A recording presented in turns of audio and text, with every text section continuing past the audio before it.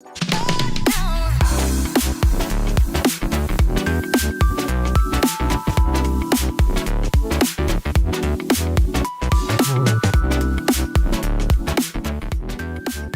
good evening, and welcome to the CG Pro podcast. My name is Ed Dawson-Taylor, and tonight we have Scott Squires. And if you like what you hear today, we will be doing it again in 2 weeks. Follow us on YouTube, and if you're interested in the classes that we run as a school, follow us at becomecgpro.com.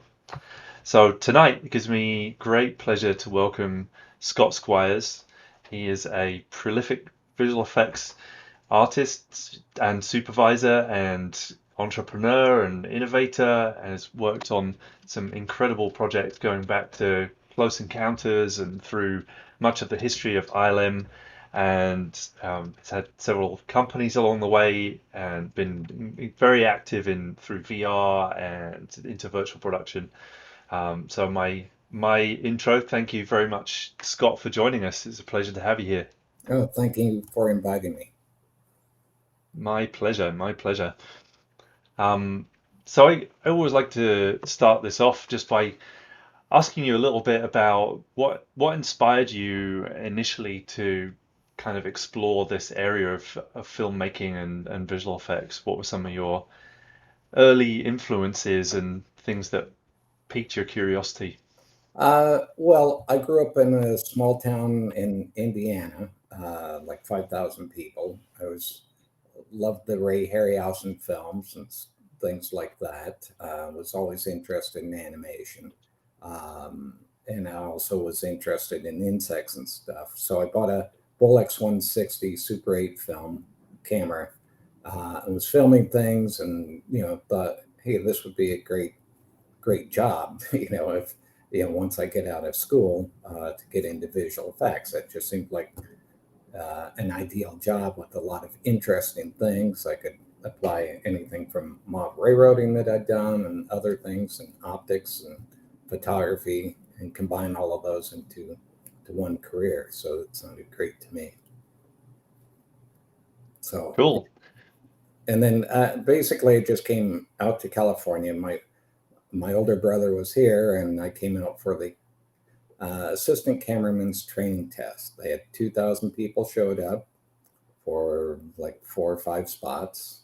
Had nothing to do with cameras. It was more in the SAT test.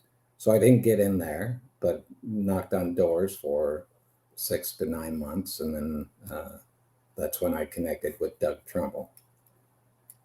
Wow. Wow, what a great connection. Yeah. So you got in. It's really interesting. And initially, for me, I was really interested by practical effects and thought that was going to be my path, and then kind of digital was starting to take over at that point. But you've had the fortune of going through a lot of practical effects and photography and optical at the beginning. So what was that like? Initially, you kind of started there. That was fantastic because at that time you had to figure out how to do things. Right. You had to know photography, you had to know possibly chemistry, physics, and other types of things. How am I going to solve this problem? So, I mean, the first day on the job, they gave me a 20-gallon aquarium and $20 petty cash, and said, "We need to create clouds in to photograph for this movie. And we think when we pour cream in our coffee, that looks like clouds, but we can't photograph that. So we need you to figure that out." So Wow. that's what I did the first week. And then from there, it just continued on with other things. So that's when I developed basically layer of salt water laid down, and then we would carefully lay in a layer of fresh water on top and inject tempera paints in the freshwater layer, and it would just settle down onto the surface of the sea salt layer. And from outside the tank, you couldn't see the line at all. So they built a 2,000-gallon aquarium essentially, and we had special filters and things, and that's how we shot the clouds for Close Encounters. And I was fortunate enough on that project to work in every department. I worked in the model shop. I worked with Dennis Murin on shooting all the mothership shots. I worked in the animation camera, shooting stars and color things, and just in the matte painting department. Yeah, just about everything there. So it was a really unique opportunity for getting up to speed with all of those things. Wow, that's so cool. And that was your first job? That was the first film job. Yes. Wow. Yeah. What an amazing one to be your first job. Well, and part of the problem was, in the Midwest, there's not a lot of film opportunities or even getting film information. So I was a newspaper photographer half time the last 2 years of school, and doing the darkroom work, and then doing my own filming on the side. And then I also became a theater projectionist. So I was that for a couple of weeks till a tornado blew down the theater. But just trying to get as much knowledge as I could as quickly as I could. Right. Wow. And incredible to be there at that moment and be there with those people inventing the basis of visual effects, really. I Right. mean, Yeah. that's a And Doug was fantastic about coming up with mechanisms to drive things. And it was fairly elaborate, some of the things that we did for like the mothership to get the patterns and the moving lights and so forth. So it was a fun process. I bet, and all practical. So Yeah. yeah, really a lot of mechanical things to figure All out. physical. Yes. Yeah. Yeah, how so it sounds like it was yeah, needed a good diverse skill set of kind of mix of engineering and artistry. One of the things I found interesting getting into visual effects myself, coming from engineering, coming from software engineering specifically, was trying to get into the art side of it and train my eye. And was that something that it sounds like you had some good experience before then of camera work and no, that side of it. But was that something that was how was that kind of getting into it? Well, since I did have photography experience and dealing with, for the newspaper and yearbook and other types of things, I had most of that, and I'd already been shooting not films. Most of the time, I was shooting test pieces and things, little animations or other types of things, stop motion, odds and ends, and so forth. So all of the photography part came fairly easily to me. Hmm. Did you have any idea when you were working on that movie of what a massive hit that it was going to be, what an iconic film that was going to be in film history? Uh, no, I mean, Spielberg was there, during parts of it, of course. So I knew it was going to be a pretty good sized film. This was my first one, so I had, uh, no idea how big it was. And I didn't think we'd be talking about it, whatever it's been, 30 years, 40 A years. while, Yeah, yeah. it's been a while. So, yeah, I hadn't really thought it in that. It was just being in the moment and saying, okay, let's, now we've got to do this. So that part was great. That's cool. Yeah, I mean, it's amazing how well some of those movies still hold up, and I think testament to the artistry that was going on despite whatever techniques. And it's really amazing to look back to things like Jurassic Park and see how well they still hold up today. Some films not so much, but films like that really do. They're Well, and then, I mean, obviously at that time, the optical printing and dealing with all that. So we shot in 65 millimeter. Star Wars was shooting about that same time on VistaVision to try to get larger film stocks and higher grain because we had to duplicate things. Um, so it was, it's much easier now, shall I say, and certainly from a hobbyist or a new person, it's so much easier now to do a lot of things. When I was shooting my own Super 8, that was like $18 a roll for 3 minutes without sound. And now, you get your iPhone, you pull it out, you're shooting 4K, and and you've got Unreal and all these other things at your disposal. So it's been a huge leap for, huge opportunity for a lot of people now. Yeah, I agree. Yeah. Well, what do you think are some of the things though that are benefits of having gone through that kind of way into it? Well, some of the benefits is when I get a problem, I take a look at from a lot of different options or different approaches to it. Sometimes when people are only doing digital, they only focus on that aspect and don't think, okay, there's still a point where some models and doing physical inserts and things like that are actually a better solution, possibly. It just depends on the project. So that's the thing, is just trying to think of how can I make this simpler? How can I achieve this in different ways? Because as I say, a lot of times right now, it's like, oh, okay, I'm going to use, my hammer because that's all I've been doing. So sometimes we see that in digital effects is using those same types of tools, but sometimes it's worth taking another look at it, a different approach to it. Right. So you think it feel like it gives you an ability to look outside of the problem a little bit more because you kind of had to?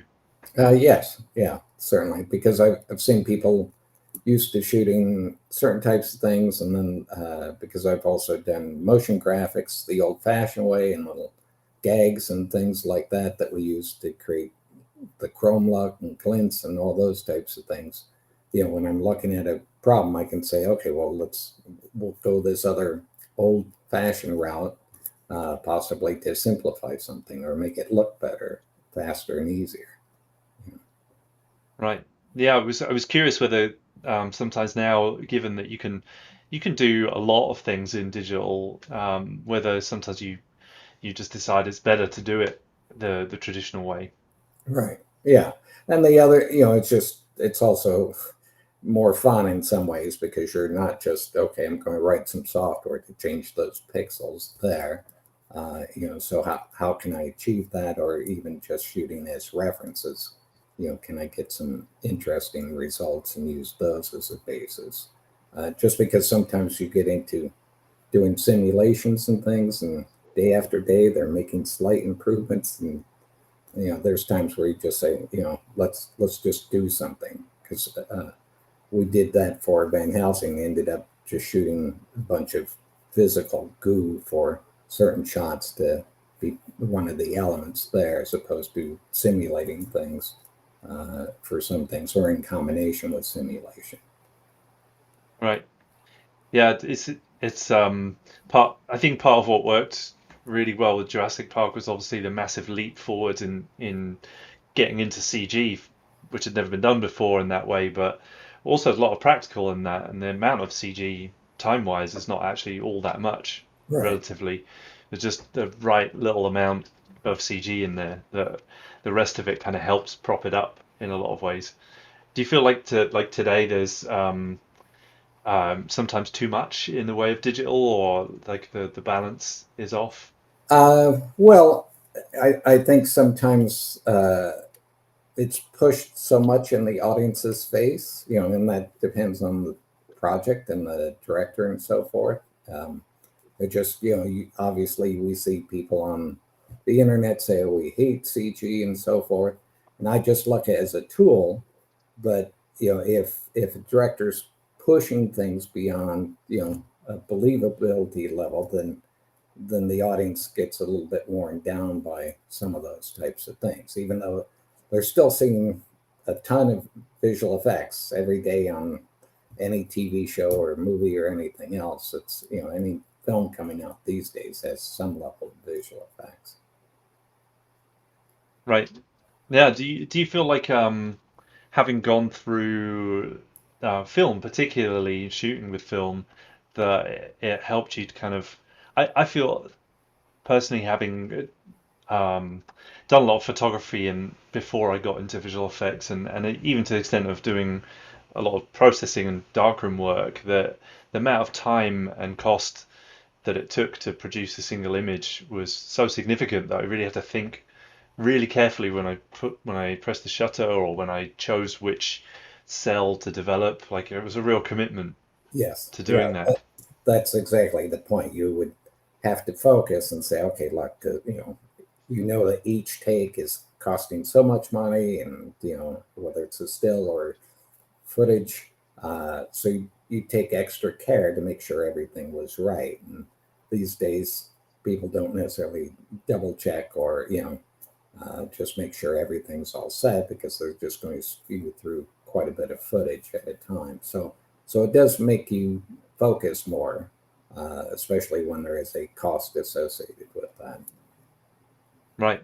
And do you think there's any way that you can kind of get back some of that sensibility from having to take the time in Interview Finder to get a shot as opposed to doing coverage and picking the best one out of the bunch? Well, I think it's it's a balancing act, of course. I think it's more of just the mindset of, okay, let's, Mm, and there are times where you may have to be shooting a bunch, and then that's practical. But when you can take a step back and say, okay, is the shot looking right? What have I forgotten? Let me double check before we roll the camera here. So all of that's worth taking a moment to take one breath and say, okay, is everything here working? right. Yeah, it's interesting because I guess now everything's predominantly digital. It's probably a different set of skills that are important today than there were, say, 20 years ago when I got into the industry 15 years ago roughly, and it's different today than it was then. Do you have any thoughts on what you would advise people today to be a good kind of base skill set for entering the world of visual effects? Well, I think the key things are to be, to focus on learning and getting up to speed as much as you can. And you want to try to start as a generalist in terms of understanding the whole process, and don't fixate on which buttons to push on Maya and so forth. I would fixate more on, do I understand what the process is underneath this? So if I switch from After Effects to Nuke or whatever the case might be, I could still do my job. I still understand the fundamentals of what's going on. And I would take advantage of the fact that you probably have a camera in your pocket, you probably have a laptop or computer of some sort, desktop, something, and process it, play around with it. There's no free software out there. Take advantage of all those things. You've got Blender and different compositing apps and so forth. So there's no restriction now to do whatever you want to do, really. And with Unreal being free, you can go ahead and explore all of that. So I would dive right in and get hands-on experience as much as possible. And obviously, you guys have a program, and there's lots of YouTubes, and Unreal has their whole learning program. There's plenty of opportunities to get up to speed. The so try to focus your time on figuring out what you want to do. Explore the different areas. Do you want to focus on modeling or animation? Be aware of all of those, but then probably start focusing towards one specific area. Tends to make it usually easier to hire, but it depends. For smaller companies, they like people who are more generalist. So it just depends on what you want to accomplish. Right.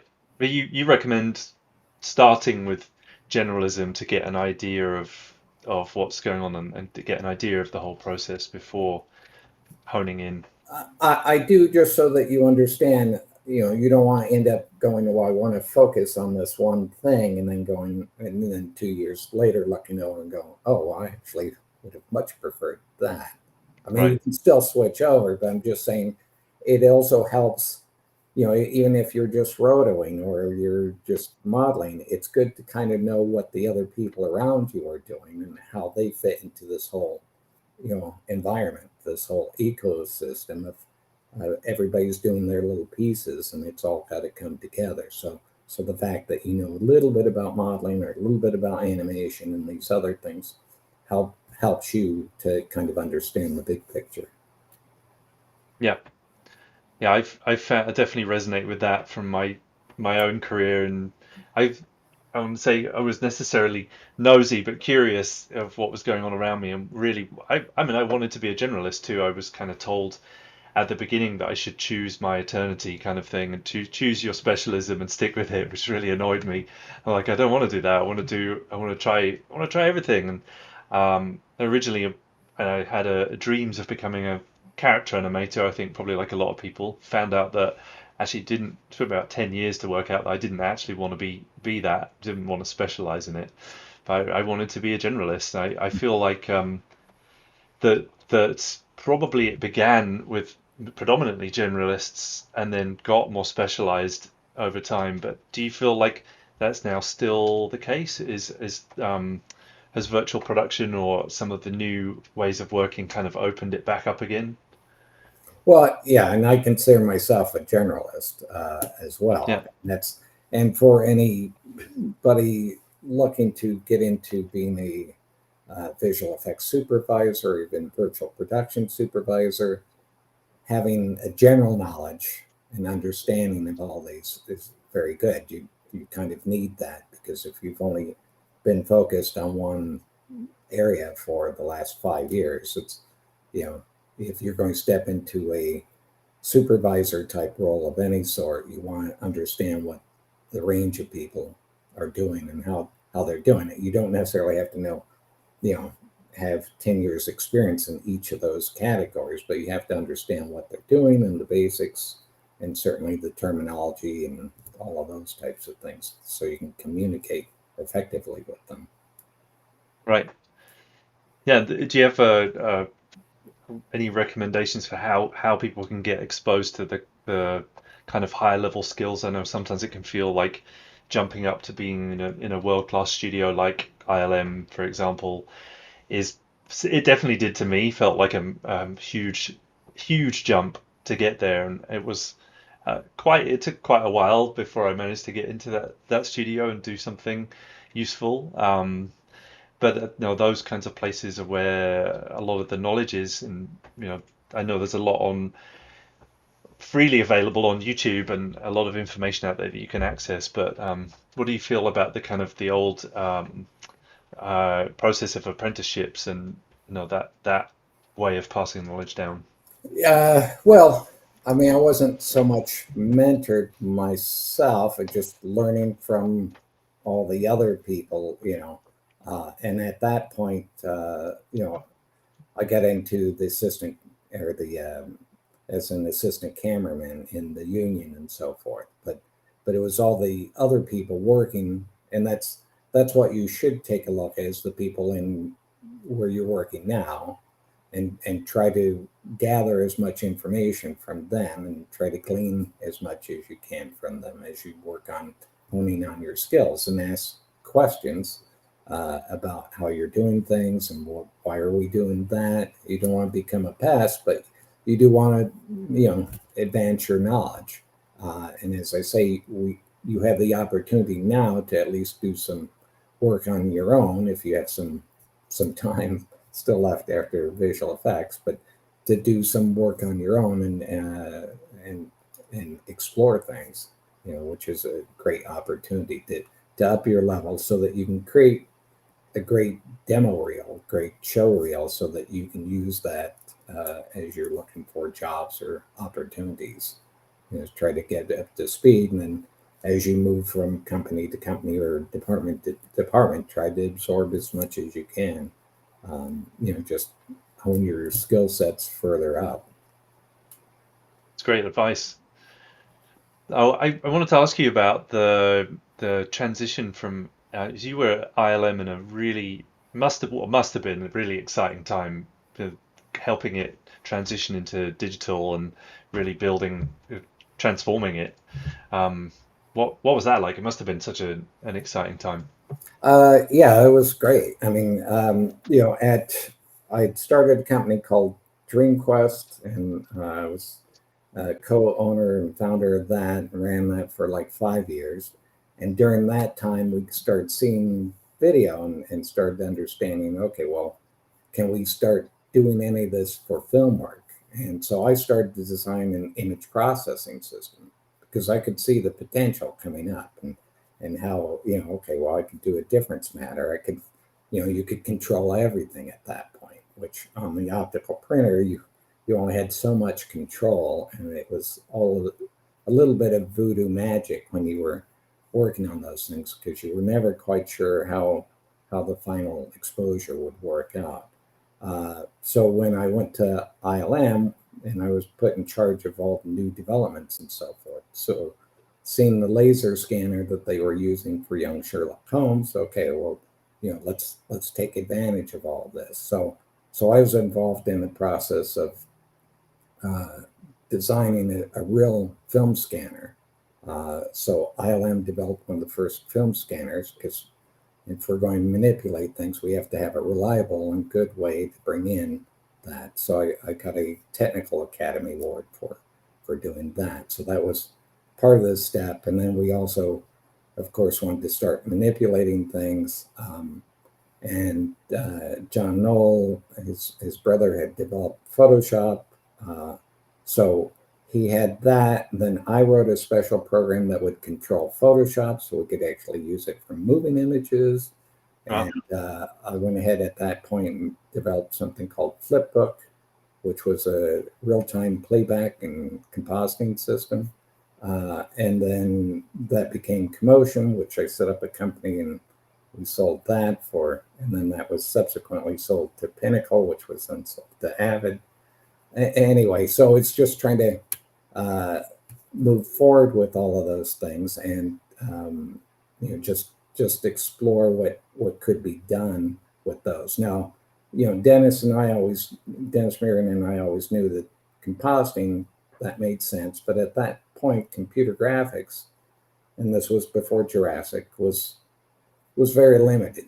I mean, you had the teapots, you had, they would go to SIGGRAPH and we'd see these painful shorts with teapots moving around or something. We go, well, that looks nice, but what can we do with it? At a certain point, because Yep. the camera moves were terrible. And it was very limited. It was all hard surface. It was very good, but and at that point, trying to deal with motion blur, et cetera, et cetera. But obviously, as they started to push the envelope, and that happened. And like I said, we were a little bit surprised by how quickly the 3D started to happen once it started to let loose, and we could actually control things in a much finer manner. So you kind of casually mentioned you starting businesses and becoming a developer, or at least did you teach yourself programming and start creating these systems? Yeah, I built right out of, well, when I was working on Close Encounters, I built a computer from just a board. It was $100, scratch built, wire wrap from Popular Electronics. Had 256 bytes of RAM in it. That was it. Toggle switches. Wow. So started with that because I wanted to control model railroad. I'm always trying to solve different problems, and so the thing with like Commotion is they would have like at ILM an Abacus system, which at that time was like a video playback system, a hard drive.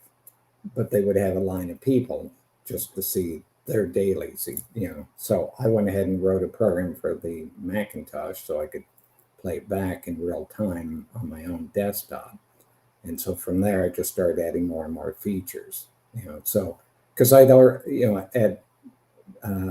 DreamQuest, I wrote in the software to do our motion control system, and I designed the electronics with Fred Iguchi to control, like a dozen different motors, and we ended up with multiple motion control systems. And so, once again, trying to solve problems, so I could go ahead and actually make something. So that's been one of the things, is just if there's a problem, then I can solve it in some means, whether it's a physical thing or software. Then that's what I'll try to do. Right. That's the kind of part of it that's the most exciting to you, is having a worthy challenge and overcoming it. Yeah, that is an exciting thing, as well as creative challenges. Okay, how are we Yeah. going to make this, and what looks good, and things like that. Just just something interesting, so I'm not doing the same thing all over again. Right. So you have the same variety need that I do by the Oh sounds of it. Yeah. yeah. So, and Yeah. that's obviously with virtual production. Some of these other things that okay, there's another thing to look at, and there's obvious growing pains and so forth. And that was the thing with digital. It's like, okay, now we can do that. Now we need to solve the next step.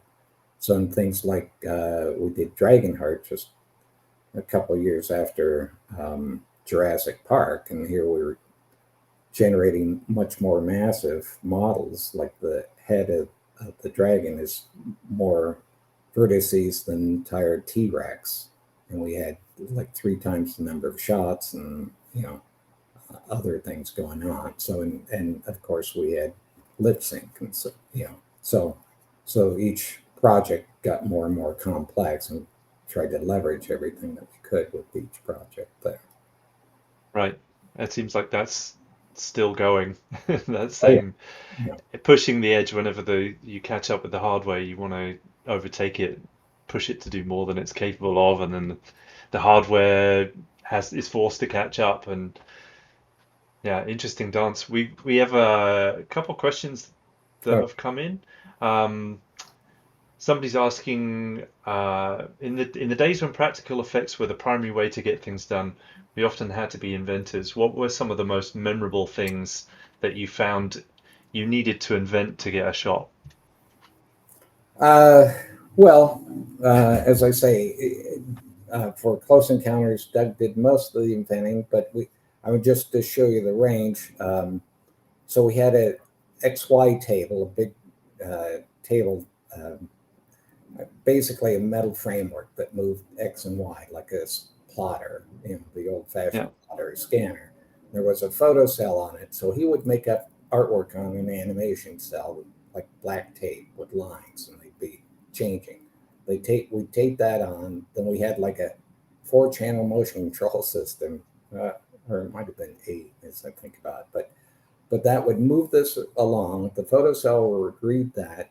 That was electronically connected to a little electronic shutter, which was in front of a light, and then there was a fiber optic going out of that, and then that was motorized to turn around.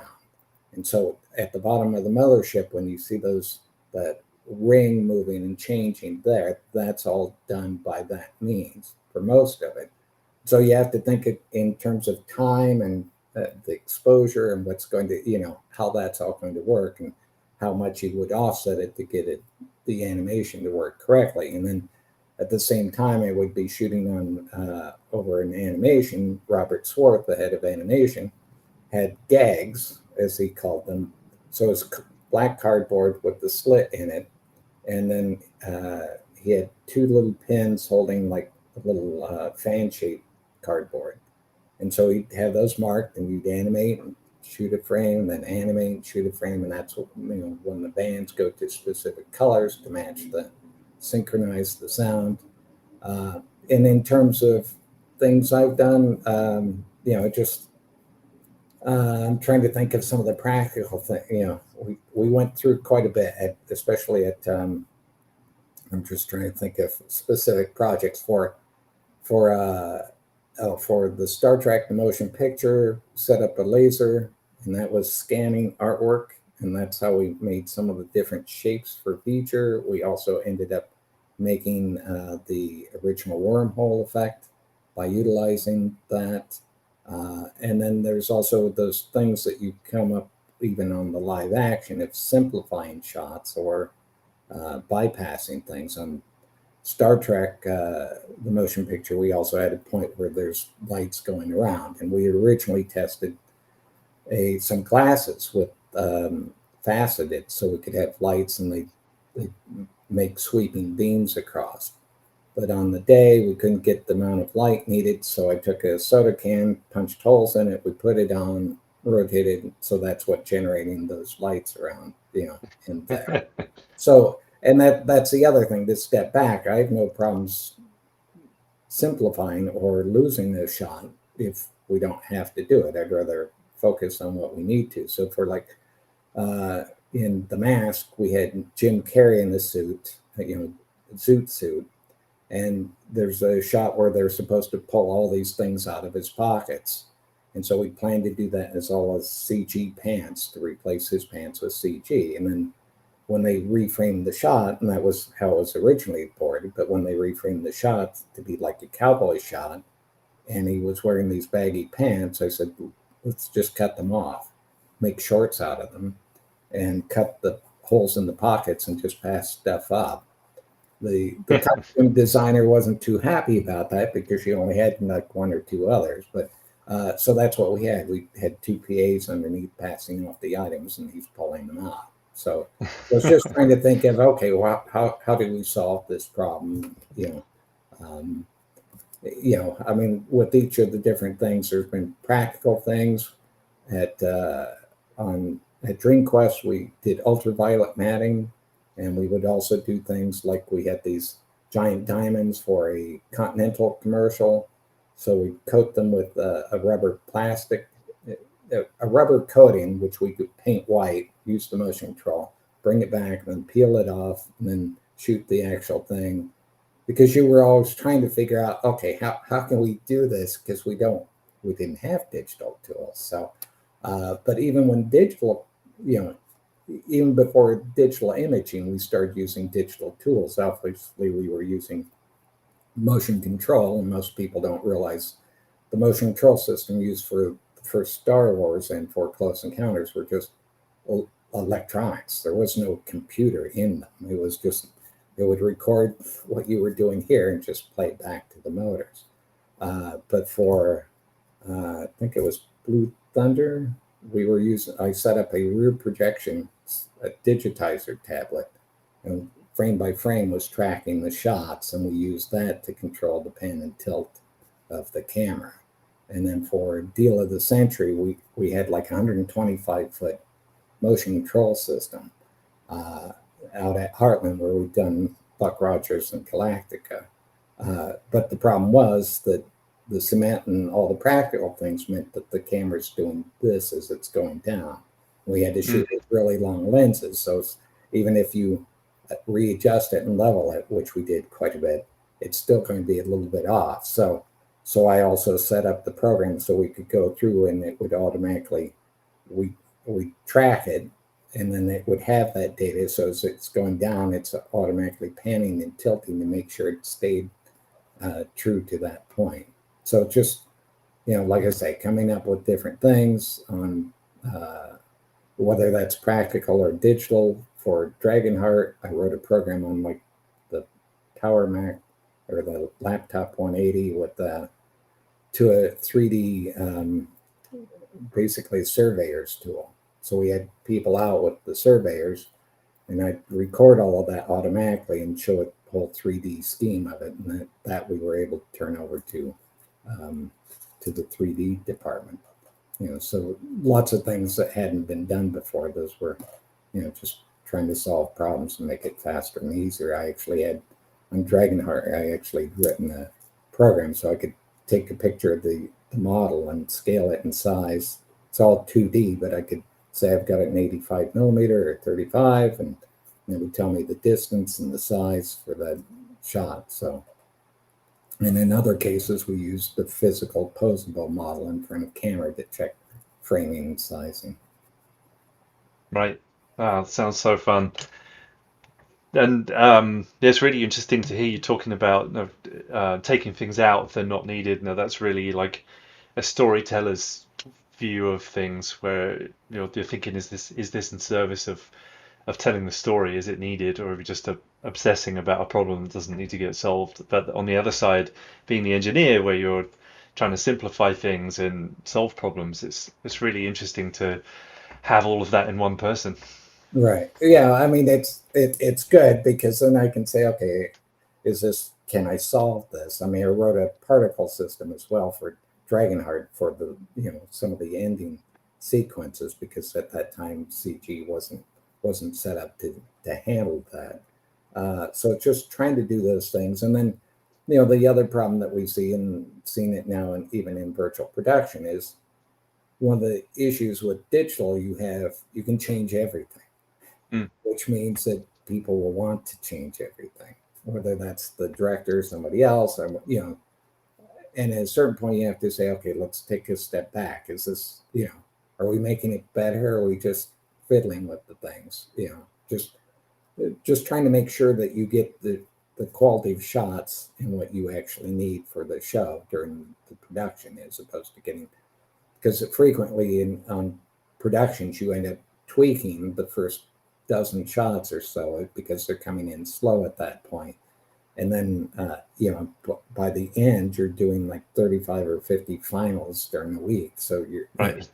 so you've got to try to balance that out and just be observant about that, and work with the other creatives to make sure it doesn't get overwhelmed. Right.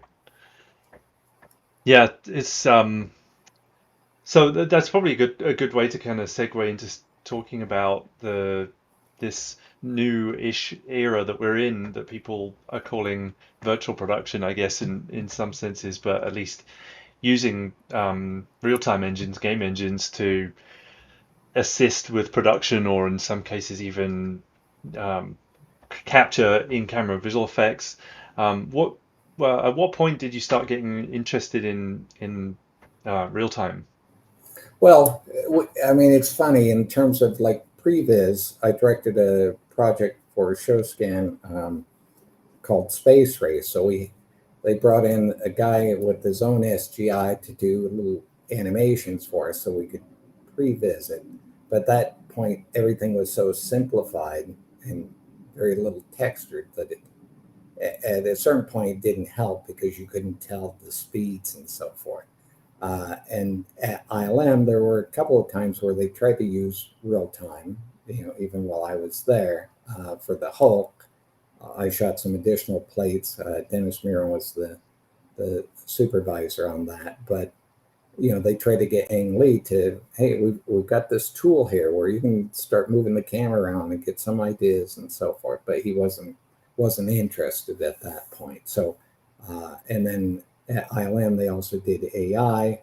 So they'd set up the BBC targets on the ceiling and had a previs set up, real time virtual production at that point to see stuff that wasn't the final images, but at least gave Spielberg some view of what's coming up. So we knew that real time was getting better, and obviously, anytime you see these computer graphic games, you'd say, "Well, that's looking better, looking more Yeah. interesting." And then about 6 or 7 years ago, when I was starting at Pixvana for doing VR, I took a look at both Unity and Unreal, and I explored them a little bit. I chose Unity at that time because it was kept more track with the VR world, because Mm. Oculus was updating their software like every month. So I went with them. But as soon as I finished up with Pixvana, and that was the same moment that COVID stopped or started, I leaped Right. into Unreal and said, okay, I'm going to just jump in the deep end and get up to speed on what the latest is with all of this. So, What was that experience like for you? well, that was great because here's all these different tools, and you could actually do stuff with it. Move the camera around. It was easy enough to leap in. Uh, I jumped into all the different videos, getting up to speed, and doing a bunch of things. And I could, I knew the potential, and just exploring all of that. And then that was about when they started doing some of the fellowships. Mm. I didn't get into the early ones, but I ended up getting into spent some time with the Australians. They were running kind of a pseudo class open to anybody for a while. So I was doing that at night. And then there was a Visual Effects Society one, which was kind of the same thing, but you didn't create a film project. You were focused on doing a homework assignment like each week. You'd focus on Right.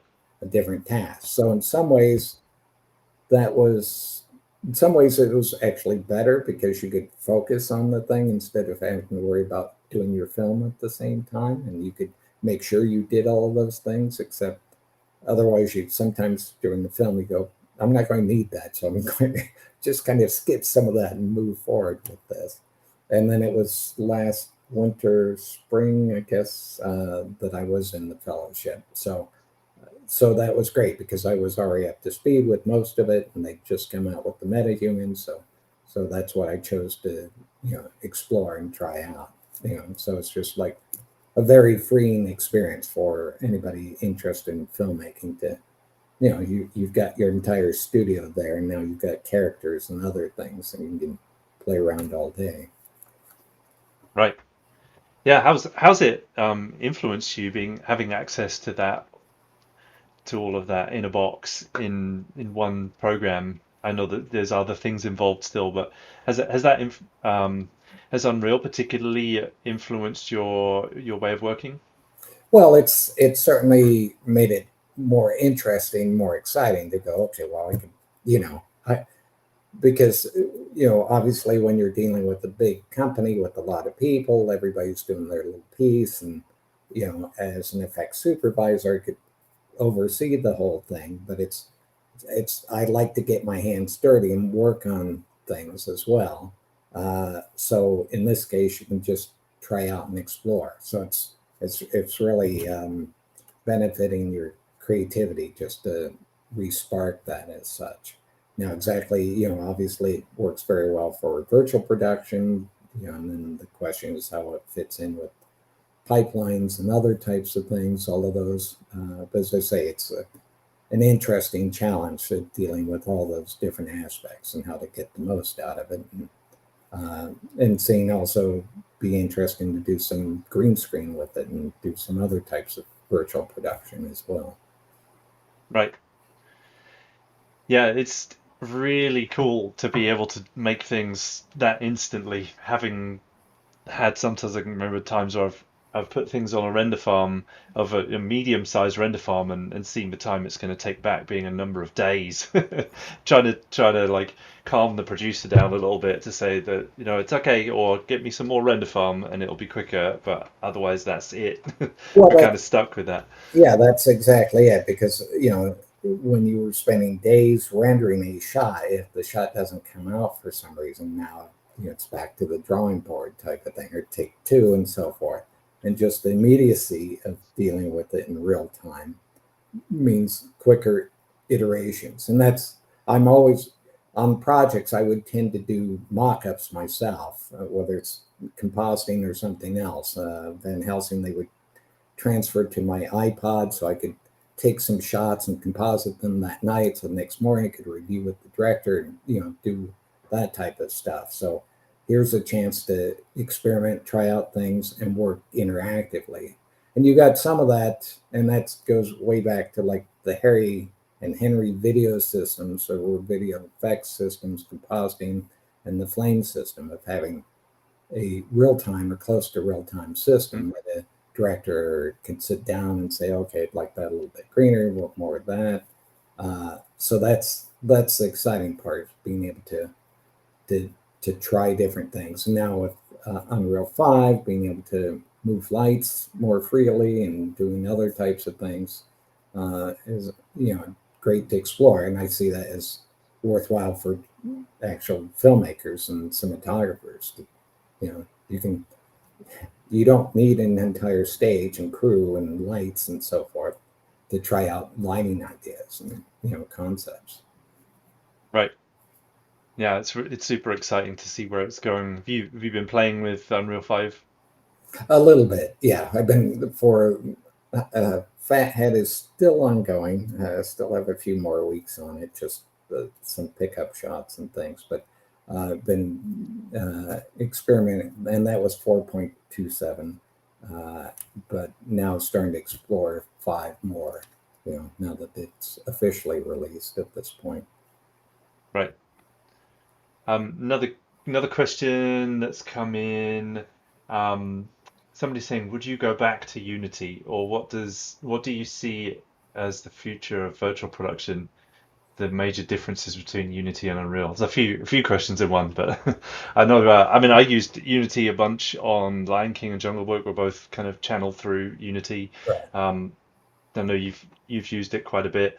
Yeah, what are your thoughts on kind of the various players, I guess, in the space? Well, obviously, at this point, Unreal seems to be the main company dealing with the virtual production screens and so forth. But Unity, I had good success with Unity. It does have a lot underneath, a lot of the same types of things.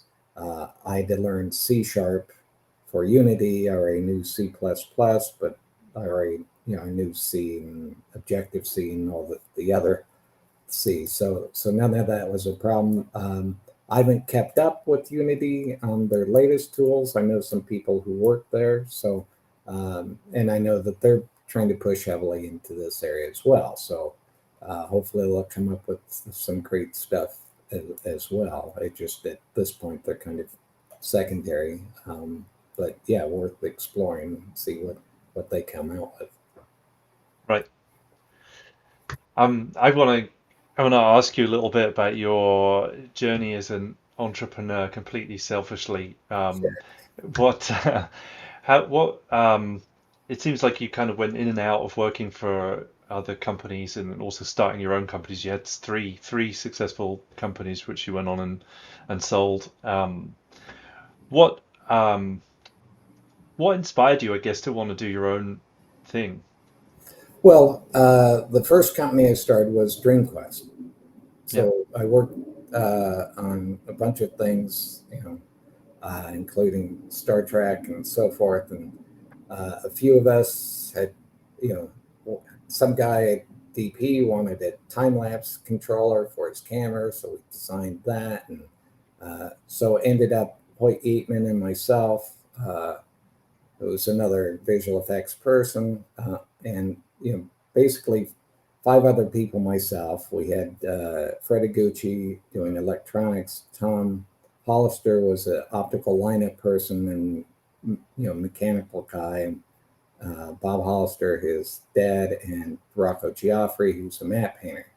And we said, okay, well, why don't we set up our own company, because we were finished up with Star Trek and there was going to be a gap. So we said, okay, let's. So Rocco and Hoyt and I basically rented a house. We looked for a house that had, like, it was 2.5 car garage. We tore it all. We tore out the walls inside, insulated, painted black, and we did Escape from New York in there. We did the matte paints for Caddyshack and for First Family and a few other projects in there. And then Doug called up and said, hey, I'm doing this project called Blade Runner. They're going to need some video graphics and things. Can you guys do that? So we set up a company and just started building equipment. So we had to build, all types of motion control systems and other devices. We were doing commercials and a bunch of feature films. And then after 5 years of that, I said, okay, I've had enough of that. So I went ahead and left the company, went to ILM, because I'd been called a few times by ILM to say, hey, you want to come on up? And so at that time, they didn't have any suit openings. So I became the CTO essentially for a few years until they had some opportunities. So then the next thing was Commotion. I'd written it, as I say, on my own time to play back videos so I could check things. And then I want to go ahead and composite, and I want to use rotoscope tools. So I built all of those into it. And one of the people at ILM, Forrest Key, was an editorial. He says, oh, this is great. You should start a company or sell this. And so I saw a few companies. They weren't, it didn't fit the bill because they didn't know what to do with it. And then George had told ILM, hey, you guys should be selling software too. But the games group with Lucasfilm looked at it and said, we have no idea what to do with this. So I formed a company and with Forrest, and we got investors, and we ran that for like 5 years. We had 15,000 copies, sold worldwide. So I didn't ILM, everybody was using it at that time. The company, and so I went back to ILM. I mean, I wasn't full time. I got the company started, and then I was working my day job essentially. And we got a small team of engineers to take over. The first release was 95% of what I coded. And then we sold that to Pinnacle, which was sold to Avid. And then, let's see, 6 or 7 years ago, Forrest, the same guy, had called me up and said, hey, he'd done a couple other companies since, and did I want to start up another company? And we talked about VR because we'd just seen some recent things with and said, oh, that's pretty exciting. And we could see that the video was lousy.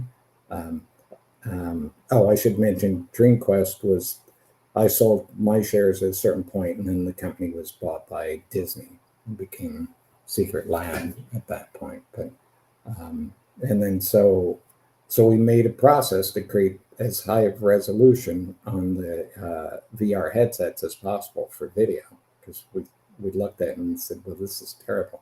So Mm. we set up a whole cloud system, so you could upload all your different camera systems, and it would stitch that together and put it on, stream it to your headsets, and we could stream to like 50 at a time, all synchronized.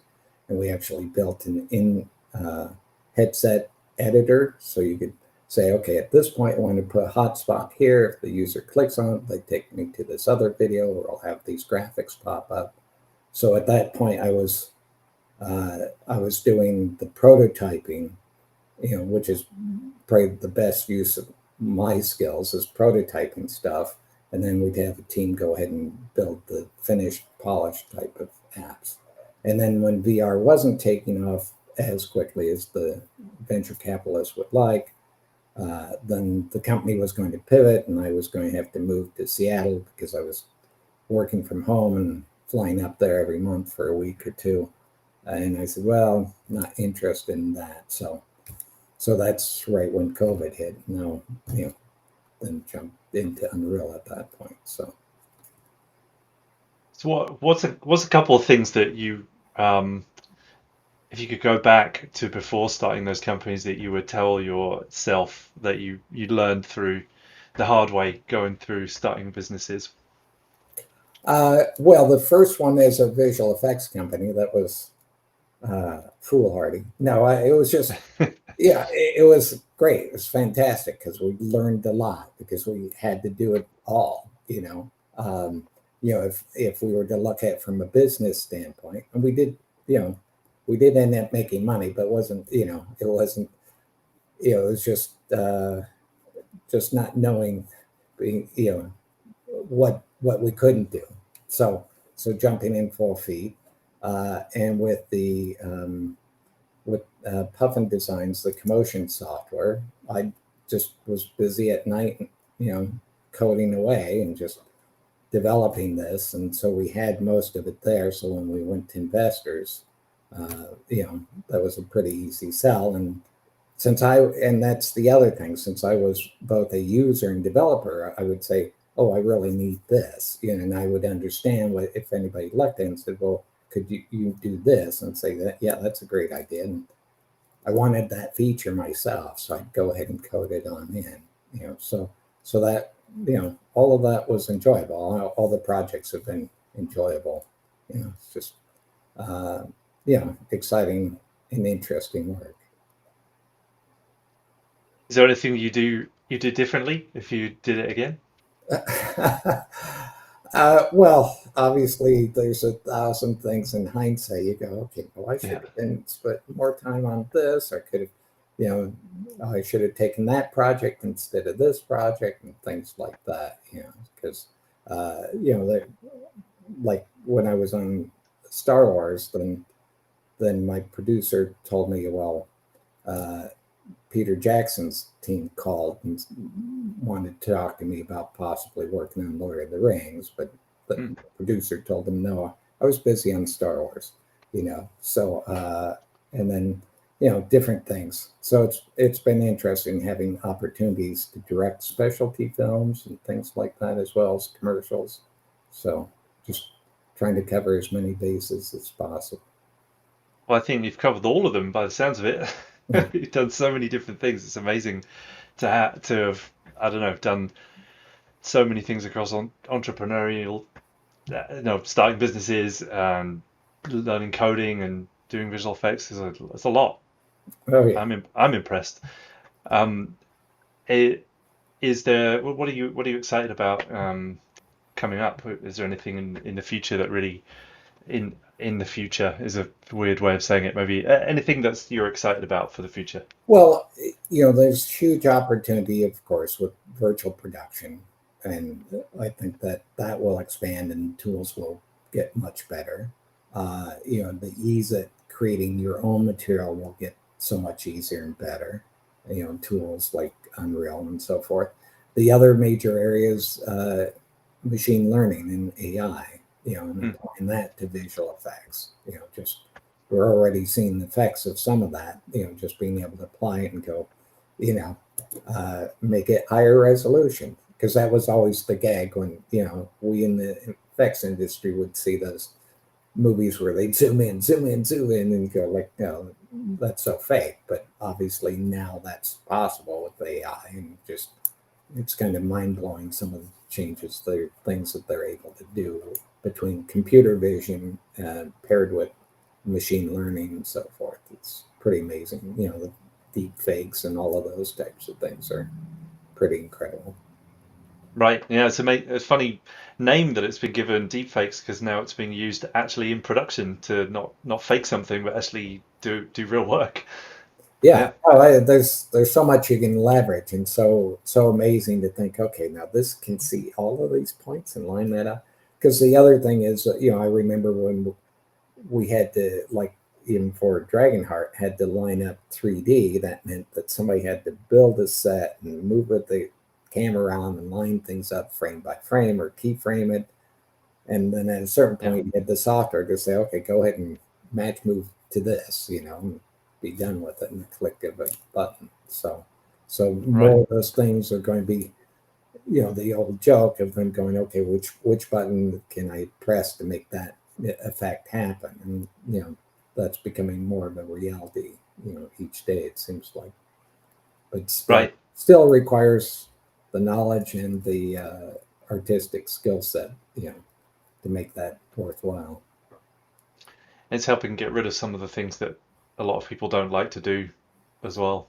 Yeah, and Some that of the was tedious part of the reason. processes. Yeah, for even the rotoscoping tools and stuff, because before it was just so painful. But with the splines and other features like in Commotion, I mean, you see that now in things like After Effects at this point. But yeah, it was so slow, and in the practical days, it was really slow. You had to, trace the sheet and then go to the next one. So one of the things Dennis and I talked about early on was, can we get a thing so that we can auto paint, you know, once you've traced it onto paper, to just even fill that in with black. And so I worked out a method with photocells and stuff and the plotter, how we might be able to do that. But then we started getting into digital, and it was like, okay, well, let's not bother with that. Let's move forward with the new stuff.